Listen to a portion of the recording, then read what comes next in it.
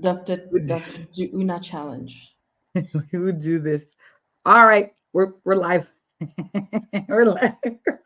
All right. Good afternoon, good evening, depending on who and where you're watching from, or where you're watching from this beautiful Tuesday evening. This is a voice in the face of Dr. Tolo Labinto. I'm the CEO and co-founder of Living Spring Family Medical Center, where we help our patients live long and well because we believe the quality of life is very much as important as the quantity of life. Today, we'll be having discussions in line with that. And I'm happy to have on a repeat guest, Dr. Vineka Heeramun. How are you, doctor? How are you? I How are you am good, doing? thank you, Dr. Tolu. It's a pleasure to have you back again today. And today we're going to be talking about the topic, doc. As a teen, it is hard to deal with depression. Any tips? Um, for those of you who are watching live, hashtag live. For those of you watching replay, hashtag replay. And if there's anyone who you know could benefit from this discussion, if you could please tag them in the comment or forward this video to them if you're on YouTube, LinkedIn, Instagram, Twitter, wherever you are. Just encourage them to come watch this and have questions answered live.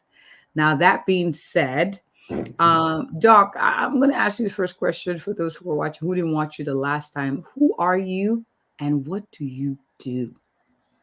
I'm Dr. Vineka Heeramun. I'm a psychiatrist practicing in Utah. I'm the owner of Joyful Horizon Psychiatry, where we focus on treatment resistant depression. We offer medication management, focus on lifestyle changes, as well as um, offering TMS and esketamine for those that have failed multiple medications. Okay, awesome, awesome. I like what you do. And Doc, why do you do what you do though? What is there a story behind that? Like, why do you do what you do? Yes, so I started with actually doing internal medicine as well. So I'm dually boarded in internal medicine and psychiatry, and the reason behind that was that there's so much stigma associated with mental health that Hmm. I thought, okay, I could probably be able to touch more patients with mental health by being a primary care provider. And then because people are more likely to see a primary care provider than seek help to, like with a psychiatrist or therapist or any kind of mental health professional. So that was my original idea. Then I fell in love with psychiatry, did in inpatient psychiatry for a few years.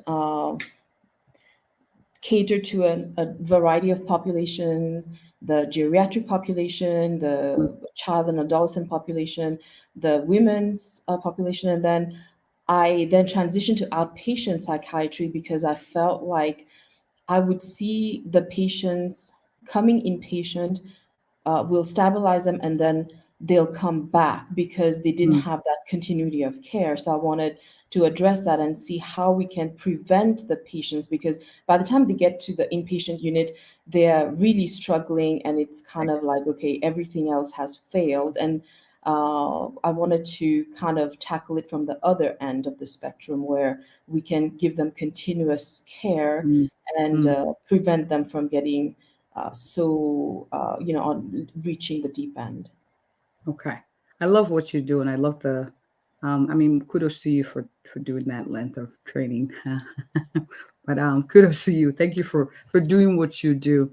We're going to delve right into it. We're talking about practical tips on helping our teenagers deal with depression. So, are there practical things teenagers could do to feel better when they're feeling down or depressed? What would you say to that, Doc? For sure, yes. Now, with the understanding that depression is a very isolating illness, so people, when they Mm, feel depressed, they want to kind of isolate, withdraw from society. So, one of the first things to recognize, and a lot of teenagers will identify that, will be that they are not talking to anybody, they're not reaching out to their friends. So, the first thing will be to talk to someone, either uh, a group of friends, their parents, their teachers, but reach out, because that's the first thing that will kind of get them out of that withdrawal that will then tend to worsen the depression. And sometimes just talking about things makes things better, so it almost has a therapeutic effect, but at least coming out of that isolation helps. Next one would be physical activity. So physical activity is probably the most natural antidepressant because it with physical activity, one will have a release of endorphins, of dopamine, give them that boost in energy and in the morale. So a lot of times that helps.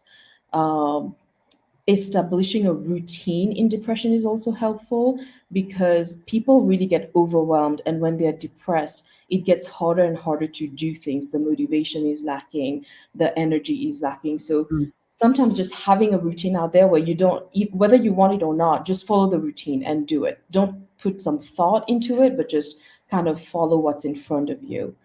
That's why probably COVID was so hard, or one of the reasons it was so hard, because mm,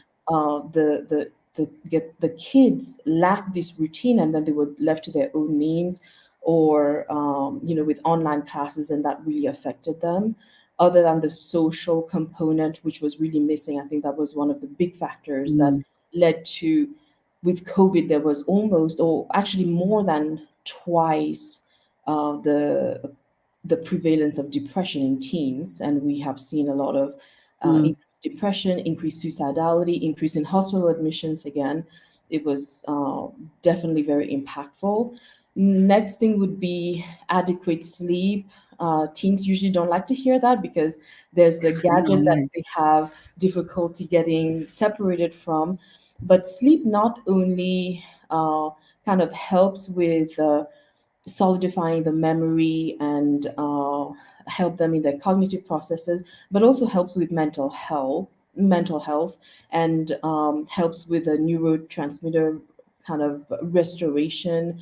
And just from enough sleep, the anxiety level is down the next day. They are able to kind of press the start button again, as opposed to starting up tired, exhausted. Again, these are also symptoms of depression, so that will just add on to the depression.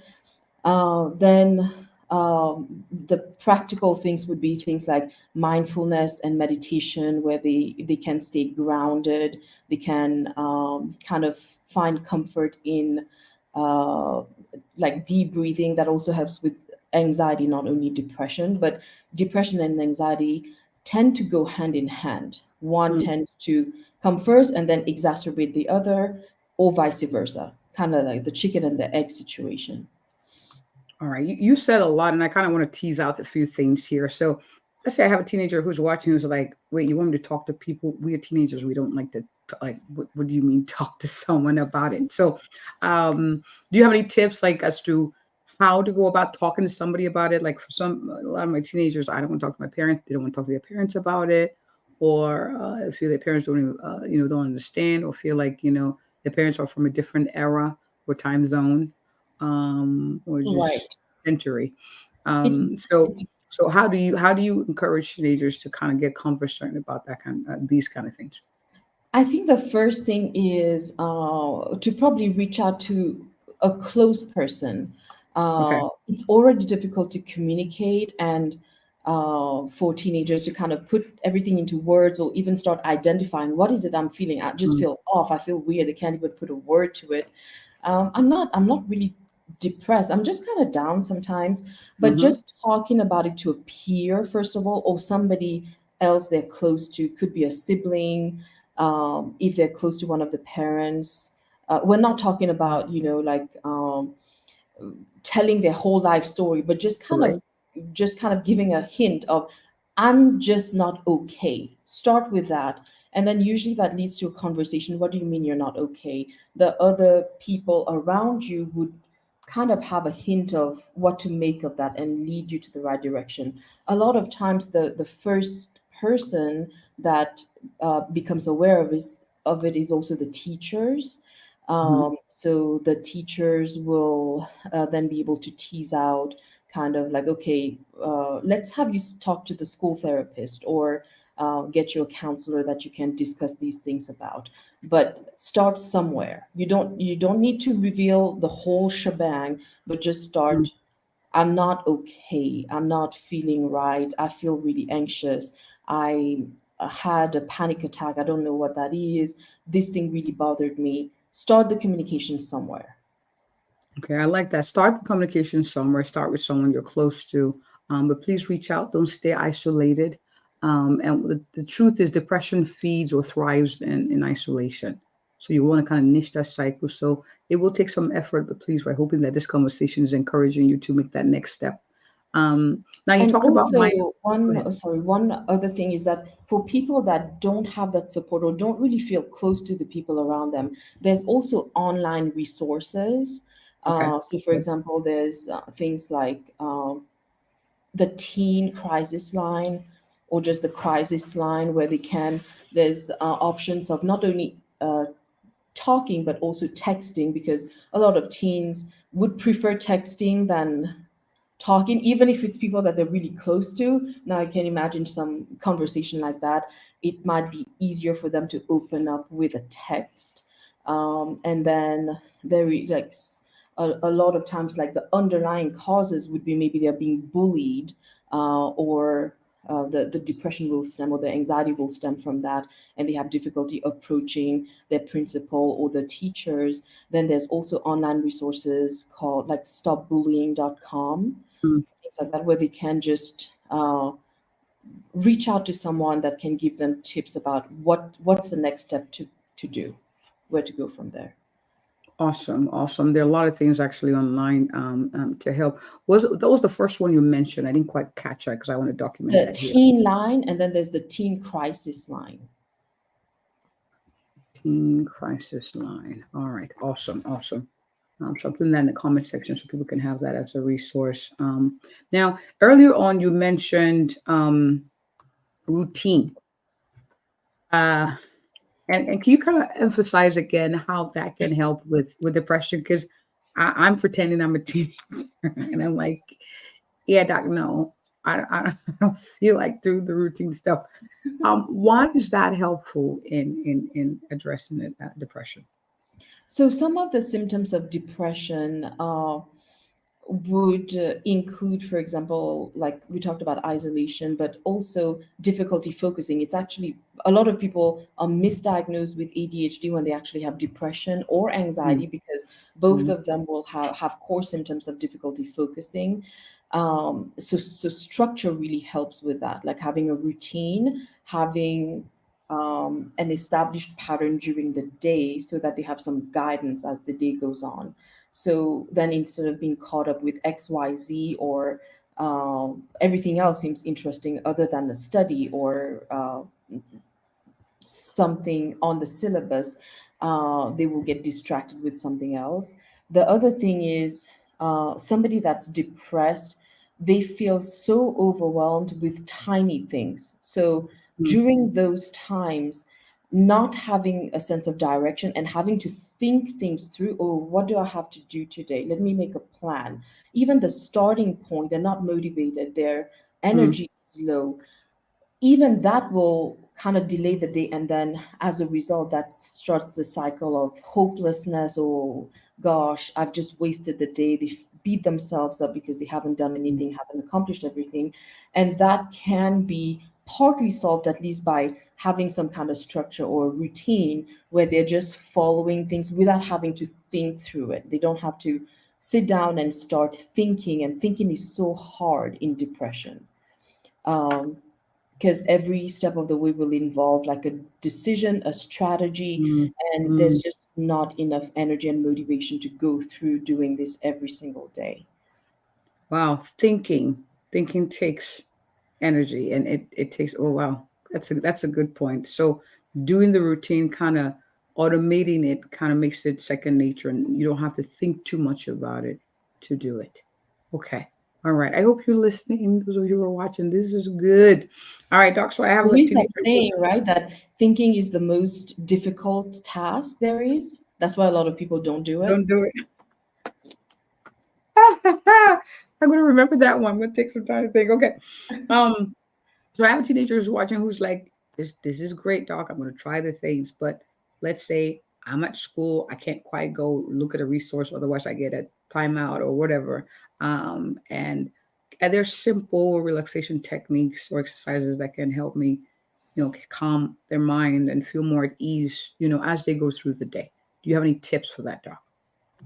Yes, so exercises, like simple exercises that can help them relax or feel more, like less overwhelmed, let's say. Hmm.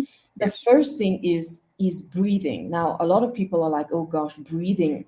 Well, I'm breathing now. Like that, what are you talking about? But really Right. practicing and even starting with just a few seconds. We're not talking about, okay, I have to sit down for meditation now. I need to block 1 hour and really focus on my meditation. You just start with like 1 minute a day.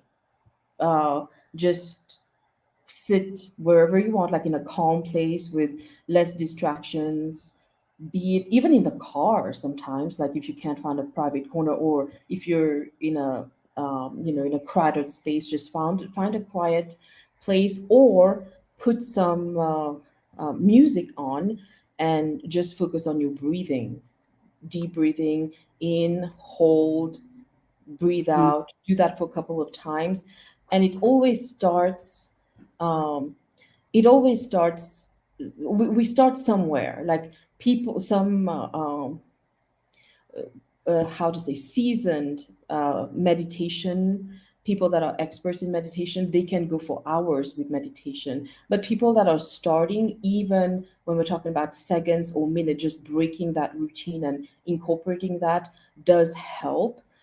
The only kind of caveat with that is that people tend to like think of deep breathing when they're in the middle of a panic attack. So it's Mm. not going to work there, even though it's a great strategy, because at the time we're already hyperventilating. And if somebody's not used to doing that, learning a new skill during a panic attack is not effective.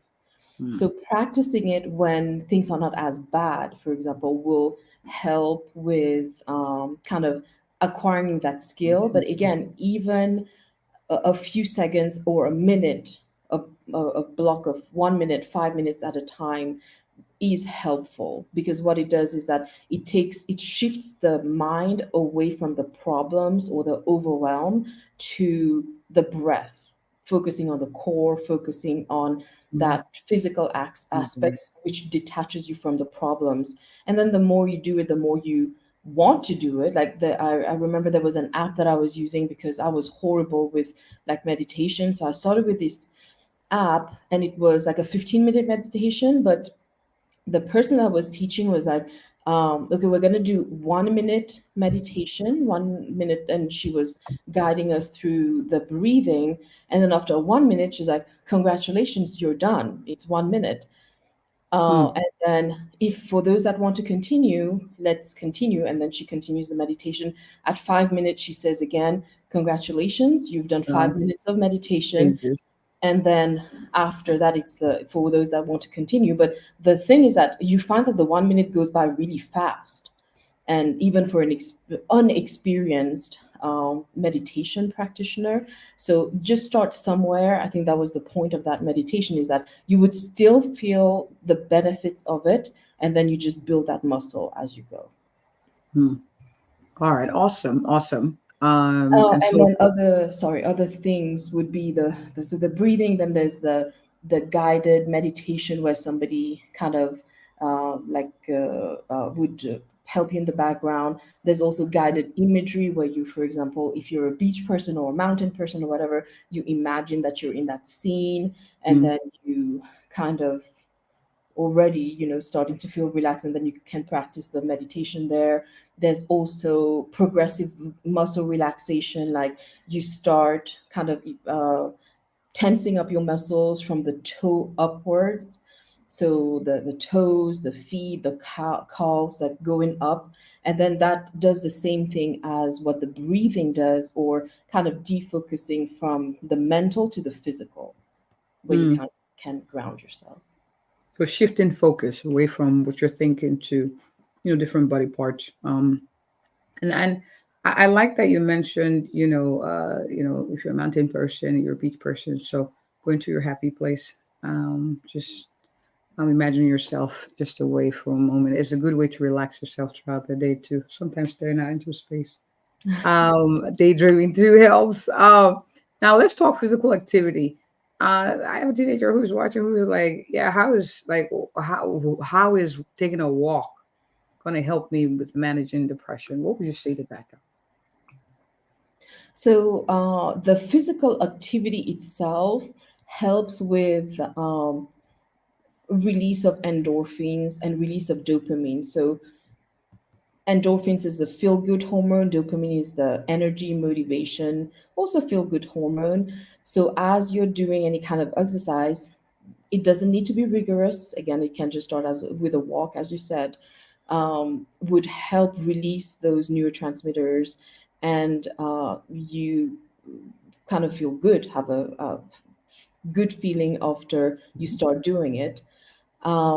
Whether it's by yourself, because you'll still feel the benefits by yourself, but if in addition to that it's also with taking a walk or doing a sport with a group, that's another benefit, because then you're coming out of that social isolation, you're in company of people. Mm, So that can help as well. It is very hard to kind of start again, but usually when somebody's so depressed, they don't feel like doing anything. So again, just kind right. of starting somewhere and not putting the pressure of like, okay, I need to go for a 30-minute walk because that's Mm, what's recommended. No, just go for 5 minutes to start with, and then you kind of build that. Just going out in nature is therapeutic as well. If you can't, winter is coming, just walk around the block, or if you have a treadmill, if you want to go to the gym, doesn't matter where, but just start somewhere. just start somewhere. Start at 5 minutes. I like that. Start where you are, but start somewhere. My next question to you is in relation to intake of foods or drinks. Are there any foods or drinks that can make a difference in how teenagers feel when they're dealing with depression? So are there things that can make it worse, things that make it better, perhaps? What are your thoughts on that, Doc? So there's ongoing studies about that, because it's of course we want to optimize like our quality of life. So Right. some of the things that are would be helpful are things like omega-3 fatty acids, and the reason is that it helps with the structural integrity of the neuron itself, but also Mhm. helps with kind of the production of the neurotransmitters, again, those that are involved in combating depression. And those the foods that are that contain that are plentiful resource for that would be things like fatty fish, salmon, mackerel. There's also walnuts, nuts in general, chia seeds, flax seeds. Um there are interesting combinations of those nuts, and some, wherever in the store, where they'll really emphasize the full of omega-3 fatty acids. Mhm. um, Research has also shown that vitamin D, decrease in vitamin D, deficiency in vitamin D, can contribute to depression. So optimizing the source, the food with vitamin D, would help, and especially in winter. So uh, because the exposure to the sunlight will help with the with vitamin D production. Mhm. So, especially in winter, then there are just supplements that are available, but also, again, our favorite fatty fish is full of vitamin D. And then make sure, like, for people that can do dairy, so dairy products, egg yolks contain vitamin D, or a good source of vitamin D. Mm. Then there's also like vitamin B, that can help with the neurotransmitters production as well. So in this category, we have like whole grains, the beans, peas, lentils that are a good source of the vitamin B. And then fiber. So fruits, vegetables, whole grains are also a good source for teenagers that have reached the menstrual phase. Replenishing in iron is very Mhm. important. Mhm. So things like red meat poultry, cereals, soybeans, lentils, spinach are good sources there. And why that influences depression is because the lack of iron leads to anemia, leads to fatigue, and that can kind of Course. contribute to more depressive symptoms. And then the things we want Okay. to avoid are things like carbohydrates. Unfortunately, refined sugars, they contribute to like blood sugar fluctuations, which can Mm, influence mood as well. And then also they are, contribute to inflammation. Um, then there's caffeine because it's a stimulant. It will affect sleep, which is very important, as we discussed, on depression. And then will also tend to increase anxiety because it's a stimulant. And then we want the drinks to avoid would definitely be like alcohol because alcohol is a depressant in itself. okay. Okay. Thank you. A lot of information shared here. And essentially, healthy eating helps with your mood. Yes. A whole grain diet, a whole grain, well balanced diet, high fiber, plant based, so plant rich diet also helps. This has been very very rich. I thank you for coming and for sharing your wealth of wisdom. And a closing note for a teenager who's watching who feels depressed, or maybe a parent is watching too and saying, "Hey, I think they think their children or their teenager fits this bill, and they're feeling a little overwhelmed, or they feel like this is hard, and they feel a little discouraged with the diagnosis or the thought that they're depressed." Any last words of encouragement to them or parent, doc, before we wrap up? Depression is the hopefully and luckily the stigma is coming down regarding depression and anxiety. So just like any other illness, Mm, depression is also one that is worthy to be addressed and not something to be ashamed of. Lots of resources out there. Again, start with communicating that to someone, whether it be a peer, a family member, a member of school, like a counselor, a teacher, but just start somewhere. And we have found that the earlier we can treat depression, the better the life of the teenager going into adulthood will be, so that they can get the help that they need at an early stage rather than waiting, not talking about it, not addressing it. Oh, just suck it up. Life is hard and then we'll get mm, over it. Let's not do that. mm. I like that. Talk to someone about it. Just like you had, if something was going on with your heart, we need to treat it. Just same thing. Mental health is also very important. Thank you so much for doing this, doc. I appreciate you. So for someone who's watching, who's like, I like this doctor, I want to connect with her. I want her to come speak to my group of teenagers to help with some of these topics and other things. Doc, where can people find you? So we have two offices in Utah. I They can also find us on the website joyfulhorizon.com, Instagram Joyful Horizon, TikTok Joyful Horizon. Just try to bring joy everywhere. On the World Wide Web, on the TikToking and the social media, www.joyfulhorizon.com. That's her website, and she's Joyful Horizon on the social media. Thank you so much for coming. I've shared that information at the bottom of the screen as well. Thank you for taking the time to come here. I appreciate you, Doc. Thank you for having me. Thank you so My much. pleasure, my pleasure. And thank you all for watching. I do see some viewers here. Dr. Una, thank you for joining. Dr. Hillman, I appreciate you for joining. And there are two other people who I didn't mention, but thank you. You know who you are. And as always, caring is sharing. Please share, subscribe, like, follow, tag someone in the comments, someone who could find this very useful. And as always, if you or anyone you know is looking for an awesome, a thorough, compassionate family physicians who have conversations like this to help you live long and well. I am she. Have a good night, everyone. Thanks again, Doc. I appreciate you.